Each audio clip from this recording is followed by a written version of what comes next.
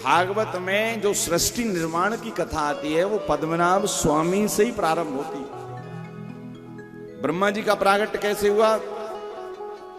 नाभि से भगवान नारायण की नाभि से कमलनाल, कमलनाल से ब्रह्मा जी, और जब चारों तरफ देखा तो ब्रह्मा जी के 4 मुंह हो गए। वैसे तो ब्रह्मा जी के 5 मुख थे, किंतु एक मुख भोले बाबा के भैरवनाथ ने, काल भैरव ने काट दिया था, तो 4 बचे। तो जब प्रकट हुए तो अब जो हमने आपको चतुश्लोकी भागवत सुनाई थी ना, वो चतुश्लोकी भागवत सबसे पहले पद्मनाभ नारायण भगवान ने ब्रह्मा जी को सुनाई थी। अहमेवा समेवाग्रे नान्याद्यत् सदस्त परम पश्चाद अहम यदि तच्चासो वशिष्येत सोस्मे हम।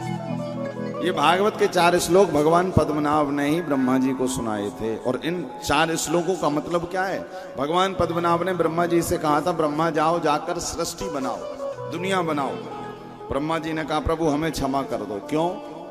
बोले, व्यक्ति एक छोटी सी चीज बना लेता है, घर बना लेता है तो उसको अभिमान हो जाता है, बच्चे पैदा कर लेता है तो अभिमान हो जाता है।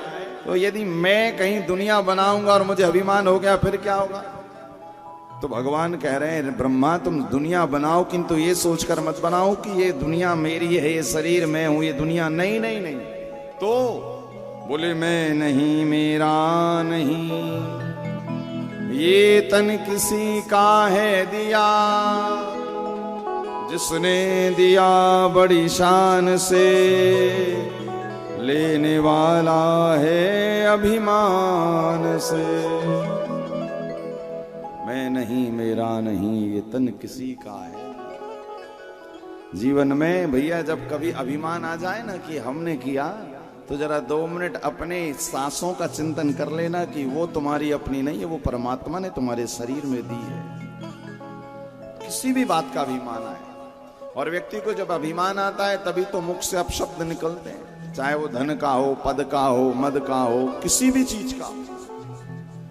विचार करिएगा, जीवन में आपको जो मिला है वो उसको देने वाले हमारे श्री हरि हैं। यदि वो नहीं देते तो आप कहां से कर पाते? हे गोविंद, तुमने दिया है तब तो कर पा रहे हैं। तुमने दिया है, शरीर दिया, ये शरीर दिया, श्वासें दी, तभी तो आपकी कथा कह पा रहे हैं, सुन पा रहे हैं। धन दिया, इसी कारण देखो ये धरती का जो कर्म है, ये धरती क्या है? कर्म प्रधान है। कि कर्म प्रधान विश्व करी राखा।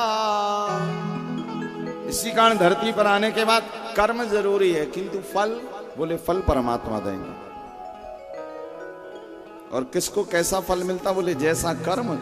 कहने का अभिप्राय है, किसान खेत में जैसा अनाज डालेगा वैसे ही उसको फसल मिलेगी। सीधी सी बात।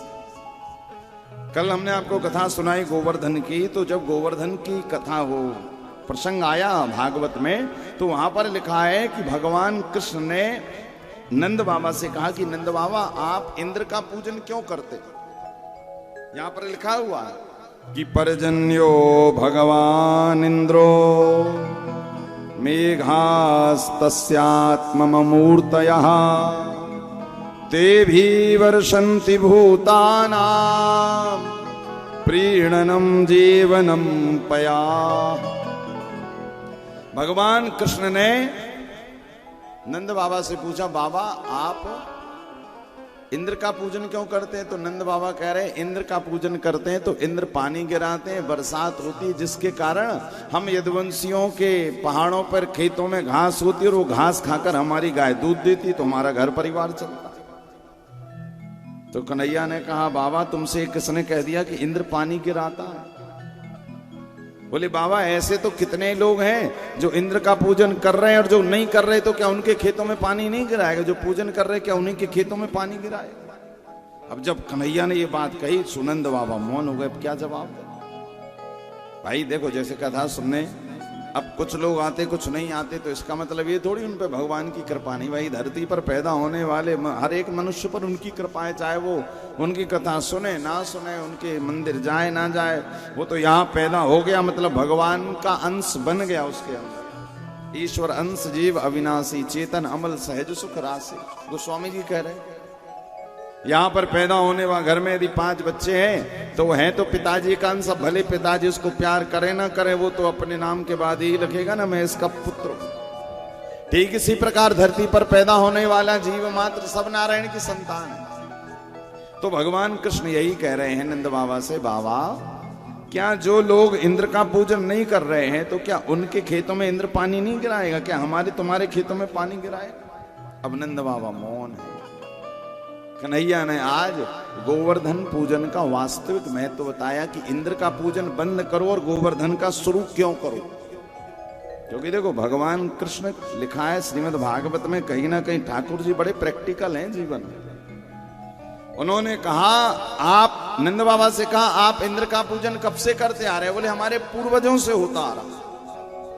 हम लोग भी कभी कभी जीवन में कुछ ऐसे नियम अपना लेते हैं, कुछ ऐसी परंपरा अपना लेते हैं जिसका हमें अता पता नहीं होता, बस हमारे पूर्वज करते आ रहे हैं तो हम करते हैं। देखिए यहां भागवत में लिखा है कि कर्म 2 प्रकार का होता है, एक ज्ञान पूर्वक, एक परंपरा पूर्वक।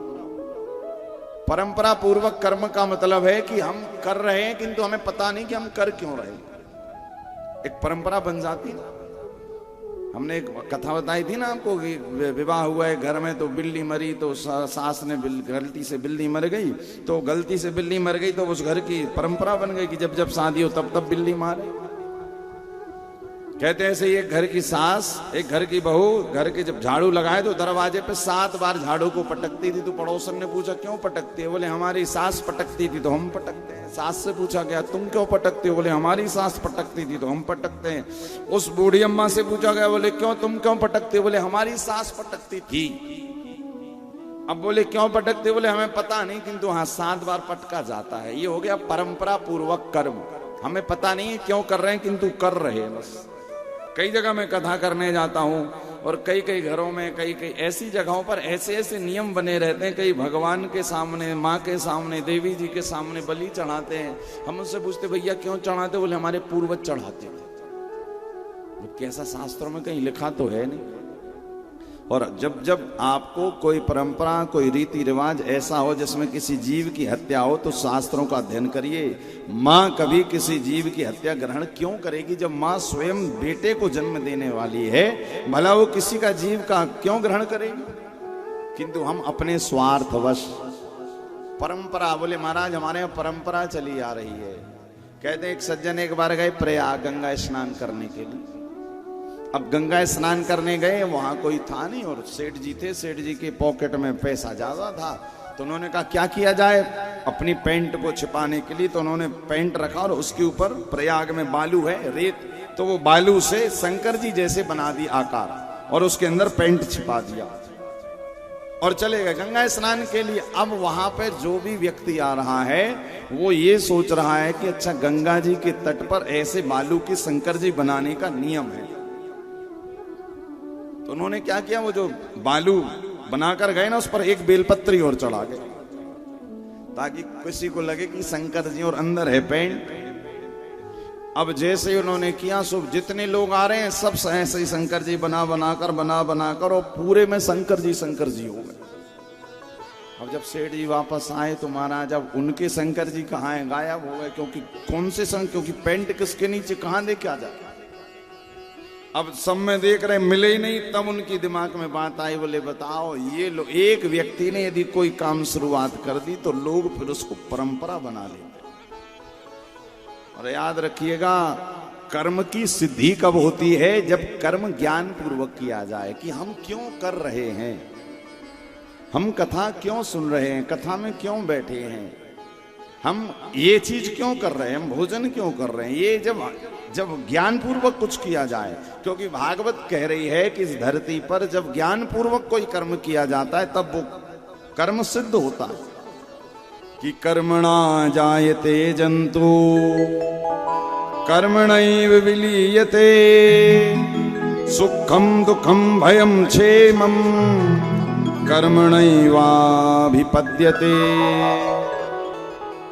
याद रखिएगा कोई परंपरा का निर्वहन करके आप सुखी दुखी नहीं होते। नंद बाबा ने कहा कन्हैया यदि इंद्र ने हमें दुख दे दिया तो, कन्हैया कह रहे कोई किसी को सुख दुख नहीं देता तो फिर सुख दुख कहां से मिलता है?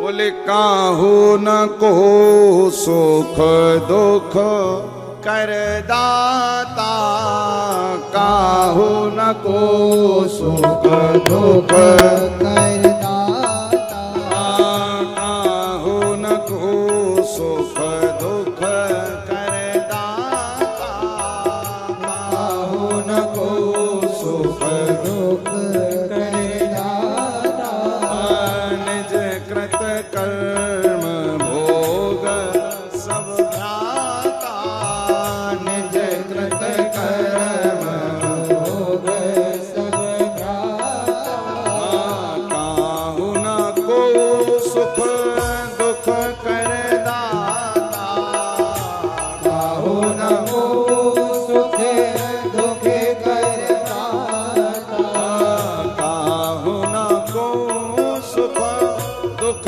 कर दाता, काहू न को सुख दुख कर दाता, निज कृत कर्म भोग सब भ्राता, निज कृत कर्म भोग सब भ्राता, काहू न को सुख दुख कर दाता, निज कृत कर्म भोग सब भ्राता। जीवन में याद रखिएगा, कोई किसी को ना तो सुखी करता है ना कोई किसी को दुखी करता। कन्हैया ने नंद बाबा से कहा, बाबा यदि कर्म अच्छे हैं तो फसलें अपने आप बढ़िया होंगी, सुख अपने आप जीवन में मिलेगा। यदि कर्म बढ़िया नहीं है, अब तुम लगे शंकर जी पे जल चढ़ाने, तुम लगे व्रत करने, तुम लगे जप करने, और कोई तुमसे प्रेम से दो शब्द भी यदि बोल रहा है तो तुम उसको डांट डपट रहे हो, वाणी तक में तुम्हारे प्रेम नहीं है, तुम क्या बाबा से महादेव से प्रेम करो? तुम प्रेम से किसी से बात कर नहीं सकते और तुम कह रहे हो महाराज हम इतने बड़े पुजारी हैं। याद रखना, जो भगवान, जो इंसान से प्रेम करता है वो भगवान से अपने आप करने लगेगा, और जो इंसान से नहीं प्रेम कर सकता वो भगवान से क्या खाक करेगा। इसी कारण जीवन में याद रखिएगा, यदि कर्म बढ़िया है, आप चलो करना दूर की बात, यदि आप दिल से भी कभी किसी का बुरा नहीं सोचते हैं तो परमात्मा आपके संग में सदैव खड़ा है। और यदि आपके अंतःकरण में बुराई चल रही है, कर्मों में बुराई है, फिर तो लिखा कितनी भी कथा सुन लेना। कहते ना, यदि अंतःकरण में मात्सर्यता है, जलन, द्वेष, यदि द्वेष का भाव है, मात्सर्यता का भाव है, तो भैया ये कथा कल्याण नहीं करेगी। और ये द्वेष, ये मात्सर्यता केवल और केवल भगवत भजन से ही जाएगी। जितना ज्यादा करोगे, धीरे धीरे धीरे, ये कथा क्या करती है, धीरे धीरे मन की सफाई तो करती है। हमने पहले ही बताया था ना, ये झाड़ू लगाती है हमारे अंतःकरण में, काम क्रोध लोभ मोह मद मात्सर्य सब पे झाड़ू लगाती है। और जब झाड़ू लग जाती है, साफ सुथरा हो जाता है, तो फिर बाहर से भी और अंदर से भी दोनों तरह से पवित्र हो जाते हैं। कई कई लोग हमने ऐसे देखे जिनसे भैया राधे राधे कहो ना तो उनके मुख से राधे राधे नहीं निकलता, जानबूझकर भी नहीं निकलता।